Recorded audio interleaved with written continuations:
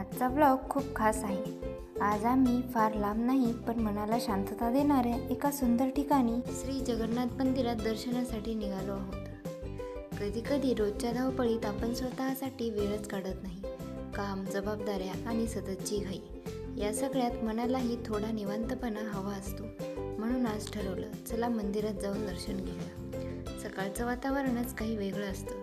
थंडगार हवा, कमी गर्दी आणि नव्या दिवसाची सुरुवात। अशा वातावरणात मंदिरात जाण्याचा आनंद अजूनच वाढतो। चला तर मग आपणही या छोट्याशा प्रवासाला सुरुवात करूया। रस्त्यावरून जाताना आजूबाजूचं वातावरण खूप प्रसन्न वाटत होतं। प्रत्येक सकाळ नवीन आशा घेऊन येते आणि आजची सकाळही तशीच वाटत होती। कधी कधी फक्त घराबाहेर पडून थोडा प्रवास केला तरी मन हलकं होतं। रस्त्याच्या दोन्ही बाजूंनी दिसणारी हिरवीगार झाडं, पावसाने धुवून निघालेली निसर्गाची शोभा आणि मातीचा दरवळ मनाला एक वेगळी शांतता देत आहे। कधी कधी प्रवास हा फक्त एका ठिकाणी पोहोचण्यासाठी नसतो, तर त्या प्रवासातील प्रत्येक क्षण जगण्यासाठी असतो। आणि आता आम्ही पोहोचलो आहोत श्री जगन्नाथ मंदिरात। मंदिराच्या परिसरात पाऊल टाकताच एक वेगळं समाधान आणि सकारात्मक ऊर्जा जाणवते। इथलं शांत वातावरण, मंदिराची सुंदर रचना आणि भक्तिमय माहोल मनाला प्रसन्न करून टाकतो। भगवान श्री जगन्नाथ हे भगवान श्रीकृष्णांचेच एक दिव्य स्वरूप मानले जाते।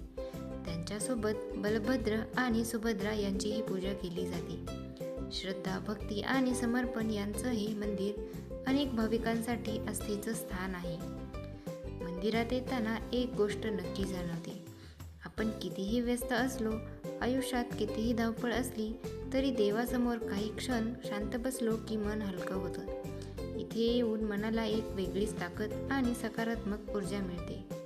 भगवान श्री जगन्नाथांच्या चरणी नमस्कार करून स्वतःसाठी आणि आपल्या कुटुंबासाठी सुख, समाधान, चांगलं आरोग्य आणि आनंदाची प्रार्थना केली। दर्शनानंतर मंदिराच्या परिसरात काही वेळ निवांत फिरलो। इथली शांतता आणि स्वच्छ वातावरण मनाला खूप छान वाटलं। अशा ठिकाणी आल्यावर जाणवतं की आयुष्यात काही क्षण फक्त स्वतःसाठी आणि मनशांतीसाठी राखून ठेवायलाच हवेत। आजचा हा प्रवास खूप मोठा नव्हता, पण मनाला आनंद देणारा नक्कीच होता। प्रत्येक वेळी दूरवर फिरायलाच जावं असं नाही, कधी कधी आपल्या जवळची अशी पवित्र ठिकाणं सुद्धा खूप सुंदर अनुभव देऊन जातात।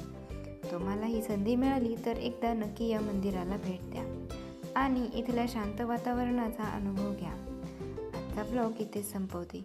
व्हिडिओ आवडला असेल तर लाईक करा, तुमचं मत कमेंटमध्ये नक्की सांगा आणि अशाच ट्रॅव्हल मिनी ब्लॉग आणि रोजच्या आयुष्यातले सुंदर क्षण पाहण्यासाठी चॅनलला सबस्क्राईब करायला विसरू नका। पुन्हा भेटू एका नव्या ब्लॉगमध्ये। तोपर्यंत जय जगन्नाथ।